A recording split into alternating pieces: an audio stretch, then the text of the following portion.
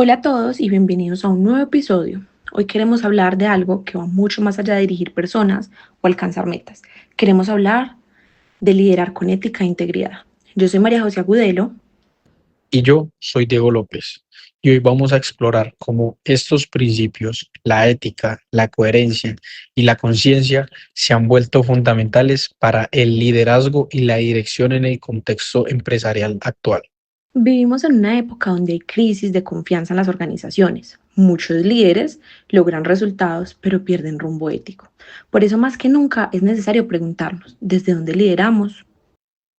Sí, porque el liderazgo ético no se trata de discursos o valores escritos en una pared. Se trata de acciones diarias, de decisiones que revelan quiénes somos cuando nadie nos observa. En este episodio vamos a recorrer los conceptos de la teoría U de Otto Scharmer, el liderazgo adaptativo de Heifetz y reflexionaremos sobre cómo la integridad se convierte en la brújula que guía a las empresas hacia un futuro sostenible. Chalmers dice que el liderazgo empieza con un viaje interior, descender por la U. Este proceso tiene tres etapas: coiniciar, co-sensing y presensing. En coiniciar, el líder abre su mente, deja de mirar desde la costumbre y empieza a escuchar de verdad. Esa apertura es el primer acto ético, reconocer que no lo sabemos todo. Sí, en mi práctica en PC Mejía lo viví claramente. Cuando empecé, creía que las decisiones se tomaban solo desde los indicadores, pero fui un necio. Al escuchar a los operadores y entender su realidad, me di cuenta de que la empatía es una forma de ética. Un líder no escucha, no lidera, solo administra. Nosotros, para expresarlo o para explicarlo un poco mejor a los oyentes, les traemos un poco de nuestra vivencia. Así como Diego lo acaba de mencionar en la práctica, yo les voy a contar un poco de mi experiencia en Boquita, que es mi emprendimiento. Una empresa que lleva aproximadamente 10 años en el mercado y soy yo la persona que la lidera. Entonces, por ejemplo, en Boquita a mí me pasó igual. Durante mucho tiempo tomaba decisiones desde lo que yo pensaba que era lo mejor. Pero cuando uno empieza a abrir espacios de conversación con el equipo, entiende que escuchar también es cuidar. ¿Y cuidar qué? Pues cuidar a las personas. Es una forma concreta de ejercer la integridad. Después llega el co-sensing, donde el líder se sumerge en la realidad sin filtros, y finalmente el presensing, ese momento de pausa y conexión con el propósito.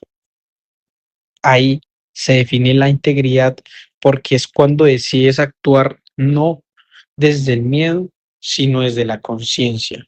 Cuando empezamos a mirar la ética como una brújula organizacional, nos damos cuenta que la ética empresarial no es una categoría teórica, es lo que nos orienta a la acción. Cada decisión, a quién contratamos, a qué proveedor elegimos, cómo tratamos a un cliente, todo esto hace parte de un acto ético. Exactamente. En PC Mejía trabajábamos con muchos proveedores, y aunque a veces la presión económica nos empuja a elegir al más barato, aprendí que lo correcto no siempre es lo más rentable. La ética consiste en sostener los valores incluso cuando hay presión. Nuevamente hablando de Boquita, podríamos decir que dentro de nuestra empresa ser éticos significa respetar a quienes producen, la forma en la que pagamos de manera justa, hablarle con honestidad a todas nuestras clientes y cumplir todo lo que prometemos. La ética no la medimos en balances financieros, sino en confianza, y la confianza es lo que mantiene viva la organización. Heifetz dice que liderar éticamente es aprender a sostener tensiones entre resultados y valores, entre lo urgente y lo importante, entre lo conveniente y lo correcto. El liderazgo ético es en el fondo un equilibrio constante. Cuando empezamos a hablar de integridad, hablamos de la coherencia entre lo que digo, pienso y hago. Entonces, si la ética es la brújula, pues entonces la integridad es el camino. Y la integridad es coherencia entre lo que pienso, digo y hago. Sí, la integridad es invisible, pero se siente. Un líder íntegro no necesita imponerse, su ejemplo basta. Y en cualquier empresa, la cultura nace precisamente de ese ejemplo. En Boquita también he entendido que ser íntegro no significa ser perfecto, es ser honesto. Cuando algo no salga bien, lo reconozco ante el equipo y eso les va a generar a ellos también confianza y credibilidad. Mira que a mí me pasó algo similar en PCMGIA. Una vez cometí un error garrafal en una cotización y pude haberlo ocultado, pero la verdad preferí admitirlo y buscar una solución. Mi jefe me dijo, los errores se corrigen, la falta de ética no. Y esa frase se me quedó grabada. Güey, madre, esa frase es poderosísima.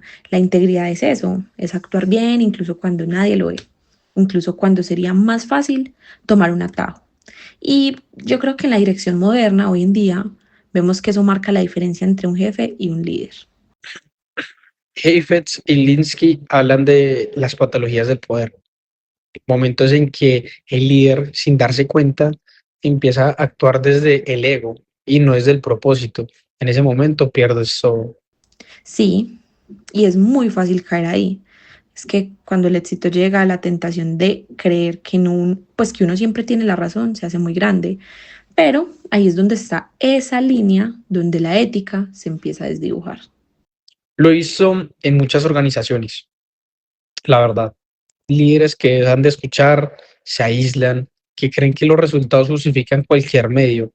Eso destruye culturas completas.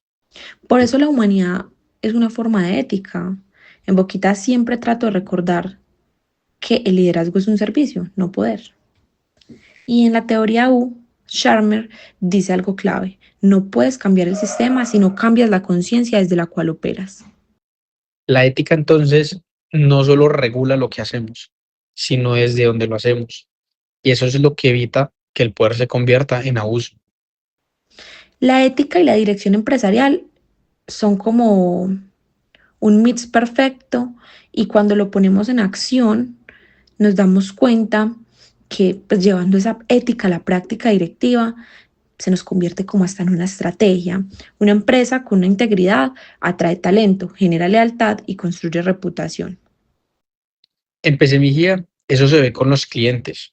Los negocios se cierran no solo por el precio, sino por la confianza. Y la confianza nace de la ética cotidiana. Responder con transparencia, cumplir los plazos, tratar con respeto. Exacto. En Boquita hemos aprendido que el liderazgo ético también se refleja en lo estético, desde cómo comunicamos hasta cómo tratamos al cliente. Todo expresa nuestros valores y eso lo que va a hacer es crear una emoción auténtica, una conexión emocional auténtica. Las empresas éticas no son perfectas, pero sí son coherentes. Reconocen errores, aprenden, se reinventan, pero no traicionan sus principios. Este tipo de liderazgo definitivamente inspira cuando un líder actúa con ética contagia y la integridad se convierte en una cultura compartida, no en un discurso vacío. Me parece genial verlo de esa manera. Bueno, si algo hemos aprendido es que el liderazgo del futuro no dependerá solo del conocimiento técnico, sino de la calidad moral de quienes realmente dirigen. No, totalmente. Es que el líder ético será aquel que combine resultados con humanidad, eficiencia con empatía y rentabilidad con propósito.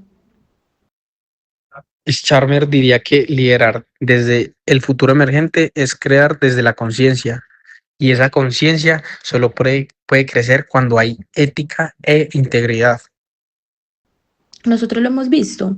Los mejores resultados nos han llegado cuando las decisiones se alinean con nuestros valores. Y también, pues que de una paz interior, que al final ese es el verdadero indicador de un liderazgo sano. Y en PCMGIA aprendí que la integridad no se improvisa, se cultiva. Cada día es una oportunidad para ser coherente con lo que uno dice y con lo que uno cree. Así que si tuviéramos que resumirlo todo, diríamos que la ética y la integridad no son un anexo de liderazgo, realmente son el corazón. Y sin ellas el liderazgo se vuelve como solamente administración. Como veníamos hablando anteriormente sobre ética e integridad y como esos principios que son la base del liderazgo sólido, hoy queremos también dar un paso más y hablar de cómo podemos liderar desde un nivel más profundo de conciencia, desde lo que nosotros pudimos leer en el libro de Otto Scharmer que se llama La Teoría U.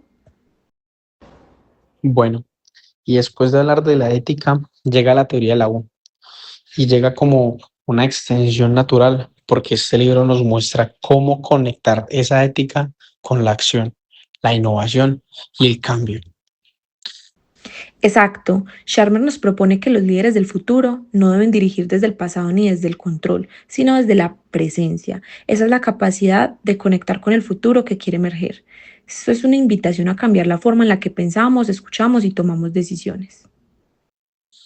Y lo más interesante es que no es solo teoría, es una guía para liderar desde la conciencia, desde la escucha y desde la colaboración. La teoría U nació en el MIT, en un contexto de investigación sobre liderazgo y cambio organizacional. Otto Scharmer observó que muchas transformaciones fallaban porque los líderes seguían tomando decisiones con la misma mentalidad que habían creado los problemas. Entonces él propuso algo radical para transformar el sistema. Primero, hay que transformar la conciencia desde la cual actuamos. El liderazgo no empieza en la acción, sino en la atención. Y por eso la U representa un viaje, una bajada hacia el interior, un punto de conexión profunda y luego una subida hacia una acción nueva. Y esa acción nueva mucho más consciente. Scharmer dice que los grandes líderes no solo ven la realidad como es, sino como podría ser. Sí, y eso hace que esta teoría sea tan importante hoy, porque vivimos en tiempos de incertidumbre donde liderar no es controlar, sino escuchar, conectar y co-crear. Uno de los pilares del libro son las tres aperturas que necesita el líder: la mente abierta, el corazón abierto y la voluntad abierta. La mente abierta significa soltar el juicio. Definitivamente tenemos que sacar como esos filtros mentales que tenemos y que nos impiden llegar a nuevas posibilidades. Porque un líder con una mente abierta se atreve a escuchar ideas diferentes y a cuestionar sus propias certezas. El corazón abierto es la empatía. Charmer dice que cuando dejamos de ver a las personas como recursos y las empezamos a ver como seres humanos, la energía del sistema cambia. Un equipo motivado no nace del control, sino de sentirse comprendido.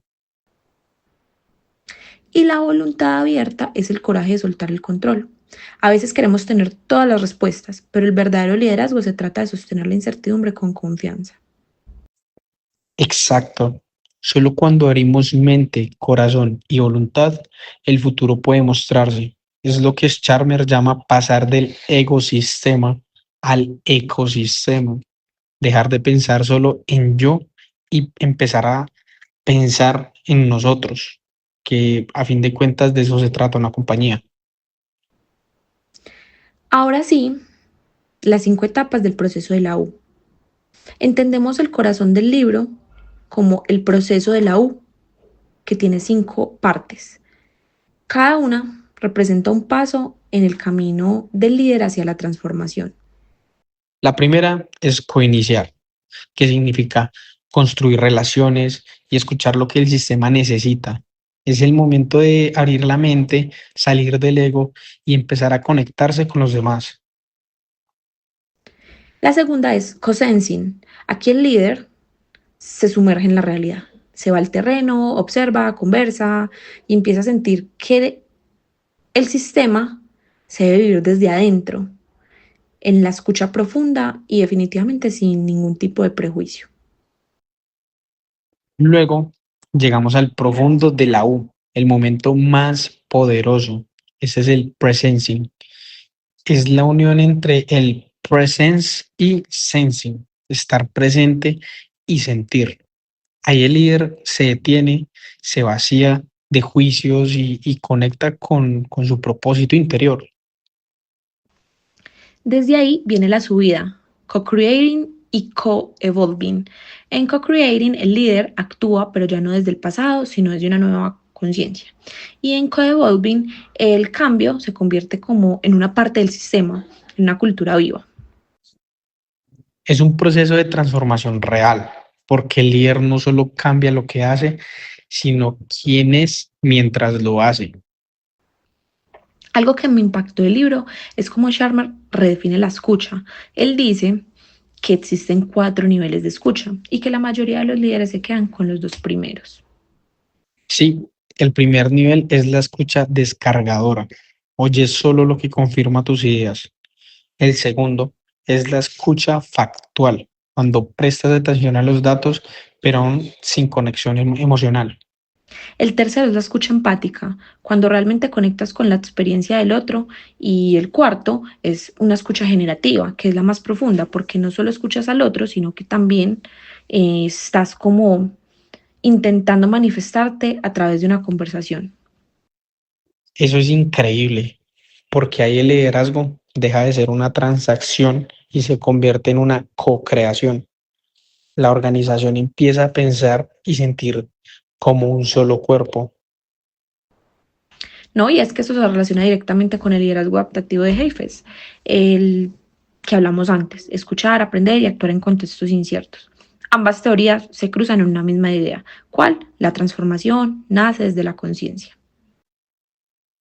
La teoría de la U no es solo para grandes corporaciones, se puede aplicar en cualquier contexto donde haya personas y propósito. Volvemos a nuestros casos puntuales, como Boquita. Cada vez enfrentamos más un cambio y vemos ese proceso de la U. Primero escuchamos lo que el entorno nos dice, a las clientes, al equipo, al mercado. Luego hacemos una pausa para reconectar con el propósito de nuestra marca y después co-creamos nuevas ideas. En mi práctica en PC Mejía aplicamos ese modelo casi sin darnos cuenta cuando analizábamos problemas y problemas de calidad. No se trataba solo de culpar, sino de entender las causas desde adentro. El resultado fue un ambiente más colaborativo y soluciones más efectivas. Es exactamente lo que Sharmer busca, que el liderazgo se convierta en un espacio de aprendizaje compartido, porque cuando una organización aprende a escucharse a sí misma. Después de leer este libro entendí que el liderazgo no es tener una visión y empujar a todos hacia ella, es escuchar lo que el futuro nos está pidiendo crear. Cuando Charmer dice liderar desde el futuro emergente, nos está invitando a cambiar la forma en que percibimos, no solo lo que hacemos. Y ese tipo de liderazgo consciente, ético y humano es el que el mundo necesita.